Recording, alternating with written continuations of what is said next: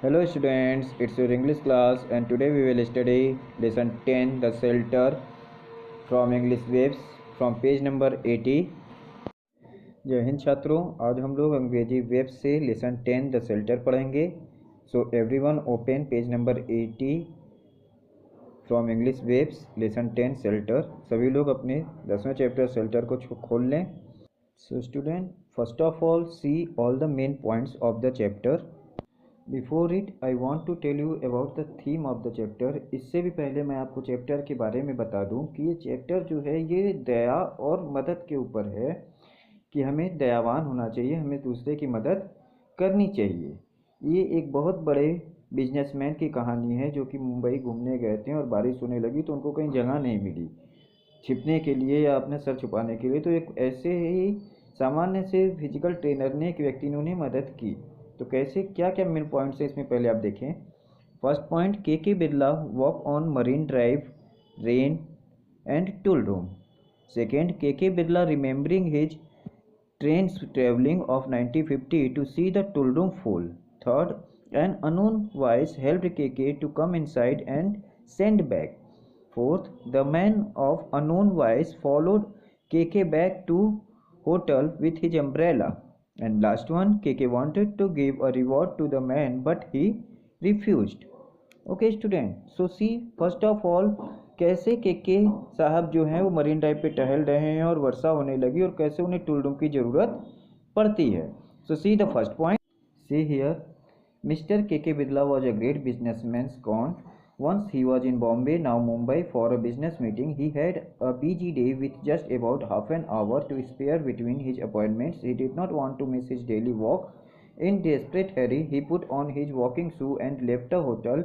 When he started walk on Marine Drive, he suddenly realized that he had forgotten to bring the umbrella. He looked at the sky. It was cloudy but not raining yet.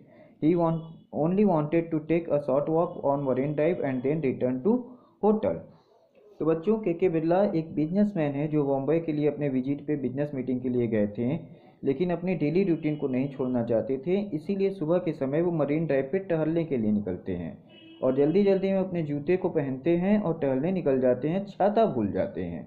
जब marine drive पे पहुंचते हैं तो उन्हें एहसास होता है कि शायद बारिश हो सकती है, तो वो सोचते हैं कि थोड़ा सा टहल के वापस आ जाएंगे। लेकिन after he had walked for 10 minutes it start drizzling. 10 minute भी उन्होंने नहीं टहला कि वर्षा होनी शुरू हो गई। और ऐसा कहा जाता है कि मुंबई के मौसम का कोई भरोसा नहीं होता और रास्ते में मरीन ड्राइव पे कोई घर और भी नहीं है, तो वहाँ कोई छिपने की जगह भी उन्हें बारिश से सर छुपाने की नहीं मिल रही थी।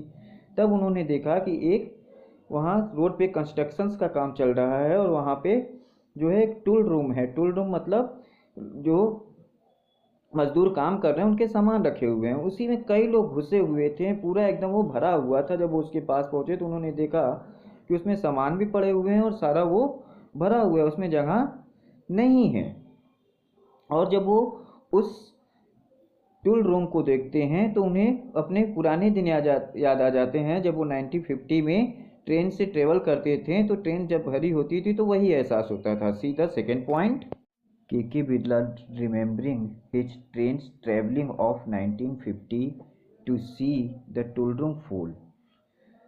तो बच्चों यहाँ देखिए, नेक्स्ट यहाँ लिखा हुआ है इट रिमाइंडेड, जब उन्होंने देखा कि पूरा टूल रूम भरा हुआ है तो it reminded him of his days in 1950s when he used to travel by train, though he always had his seat reserved in advance to travel in comfort.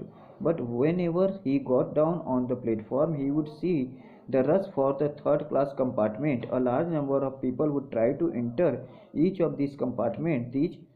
Those inside all were united to try to prevent the former from getting in. One or two musclemen could forcefully their way in.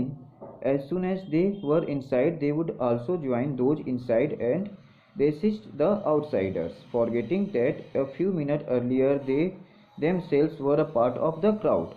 तो बच्चों, वो जब देखते हैं तो उन्हें 1950 की अपनी ट्रेन की यात्राएं याद आती है कि जब वो ट्रेन में सफ़र करते थे तो उनका तो टिकट रिजर्व होता था, वो आराम से सफ़र करते थे। लेकिन जब प्लेटफॉर्म पर उतरते थे तो देखते थे जो थर्ड क्लास वाले कंपार्टमेंट में डिब्बे होते थे उसमें जैसे सब कभी ट्रेन में गए होते देखे होगे, भीड़ भरी रहती है और कोई अंदर नहीं जाने देना चाहता। तो अंदर के लोग अपने अधिकार समझते हैं और वो बाहर वालों को बाहर ही रखते हैं। कुछ हिम्मती और मसल्स वाले लोग होते हैं तो वो ज़बरदस्ती घुस जाते हैं, लेकिन वो घुसते ही वो भी फिर बाहर वालों को नहीं घुसने देते। ऐसा ही उन्हें उस टूल रूम को देखकर लग रहा था जो कि अंदर से पूरा भरा हुआ था, और ऐसा ही उन्हें एहसास हो रहा था कि तभी वहाँ अंदर से एक आवाज़ आती है। Then suddenly he heard a voice, एक आवाज़ वो सुनते हैं, let uncle come in, he appears to be a retired person, senior person should always be given priority. जो अंदर लोग थे उसमें से कोई उन्हें आवाज़ देखता है कि अंकल को अंदर आने दो, सीनियर सिटीजन को जगह देनी चाहिए। और जबकि वहाँ पे केबिन में कोई भी जगह नहीं थी। और यही है आपका third point. An unknown voice helped KK to come inside and send back.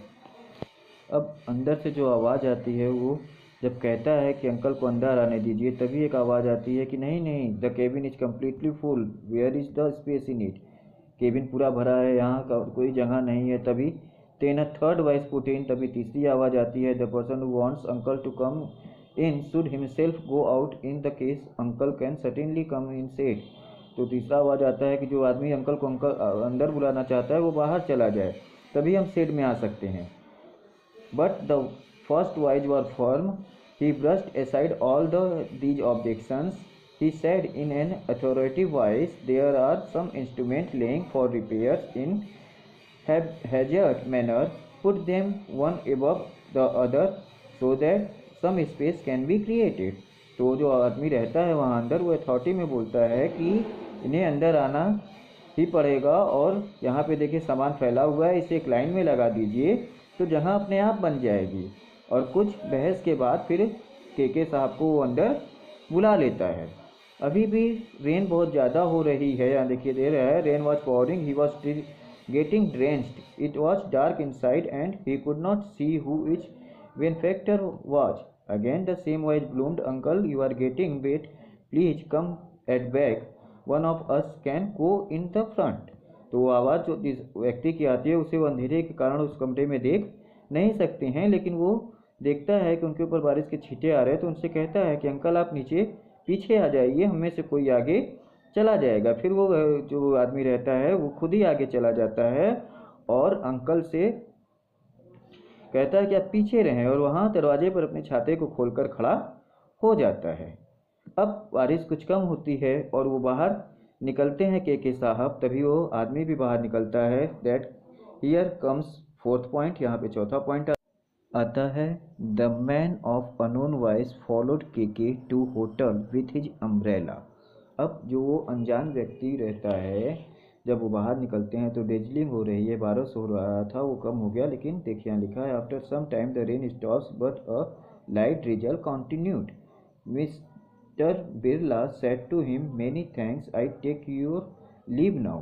तो अब वहाँ बारिश कम हो गई लेकिन फुहारे पड़ रहे हैं, ड्रिजलिंग हो रही है, तो मिस्टर बिरला उससे कहते हैं कि बहुत बहुत धन्यवाद बेटा, मैं तो यहाँ से जाना चाहूँगा। But the man would not listen to him, no uncle you can not go alone, it is still drizzling. वो अंकल से कहता है कि नहीं आप अकेले नहीं जा सकते, अभी भी जो है ड्रिजलिंग हो रही है यानी फुहारे पड़ रहे हैं, तो चलिए मैं आपको आपके होटल तक छोड़ दूँगा। Mister Birla could now see him clearly, और अब मिस्टर बिरला उसे साफ साफ देख सक रहे थे। He was a well build young man in his late 30s, वो लगभग 30 साल का एक हष्ट पुष्ट युवा व्यक्ति था। When they reached the hotel, he said, Birla Saheb I feel happy you are back at hotel safe and sound। तो जब वो होटल पहुंच जाते हैं तो वो व्यक्ति जो रहता है यानी जो मदद किया रहता है वो कहता है कि बिरला साहब, यानी वो उन्हें पहले से पहचानता है कि वो बहुत धनी व्यक्ति हैं, तो वो कहता है कि आप बिरला साहब आप यहाँ अच्छे से पहुँच गए, मुझे बहुत खुशी है। मैं आपको टीवी पर देखता हूँ, जब आप पार्लियामेंट में बोलते हैं तो मैं आपको देखता हूँ। तो वो पूछता है, बिरला साहब वहाँ उससे पूछते हैं कि तुम कौन हो। तो अब मिस्टर बिरला साहब अपनी मददगार के बारे में जानना चाहते हैं और उसे इनाम देना चाहते हैं। That comes the last point. KK wanted to give rewards to the man, but he refused. तो बच्चों, जब वो केके साहब पूछते हैं उस आदमी से कि तुम मुझे जानते हो, तुम कौन हो, तो वो कहता है, he said, I am a physical trainer, sir. I have a rented place where I run a health club. Every day about 50-60 people come and do exercise at my club. तो वो बताता है कि वो एक फिजिकल ट्रेनर है जो कि किराए की जगह पे अपना एक्सरसाइज क्लब चलाता है और 50-60 लोग वहाँ आते हैं। वो कराटे और दूसरे मार्शल आर्ट भी सिखाता है और वो अपना ज़िंदगी आराम से व्यतीत करने के लिए अच्छा खासा कमाई कर लेता है।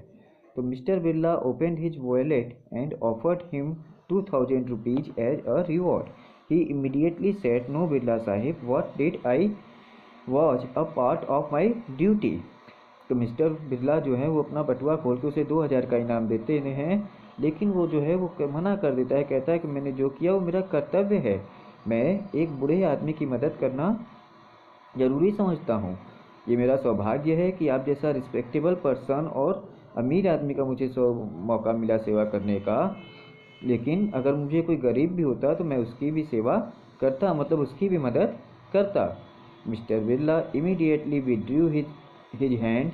He was greatly impressed by this man. He gave him his card and said, if it is difficult time to find a man like you, you stick to your principle and do not stray from the path of morality. Keep my card. If you ever need any help in life, do let me know. I will be glad to help you out. तो mister Birla उसे card देते हुए कहते हैं कि आज के समय में तुम्हारे जैसा आदमी मिलना मुश्किल है. मैं तुमसे प्रभावित हूँ. तुम अपने सिद्धांतों पर टिके रहते हो और नैतिकता को मानते हो. ये मेरा कार्ड रखो और ज़िंदगी में कभी भी तुम्हारे सामने कोई समस्या हो तो मुझे बताओ, मैं तुम्हारी मदद करके खुश होऊंगा. वो युवा व्यक्ति तब उनका पैर छूता है और फिर वापस चला जाता है. तो बच्चों, इस कहानी से हमें सीख मिलती है कि हमें हमेशा सबकी मदद करनी चाहिए. Now student, you watch the video carefully and read your chapter twice. After that, do all the exercise of your book in your book by your own self. Okay, that's all. Thank you.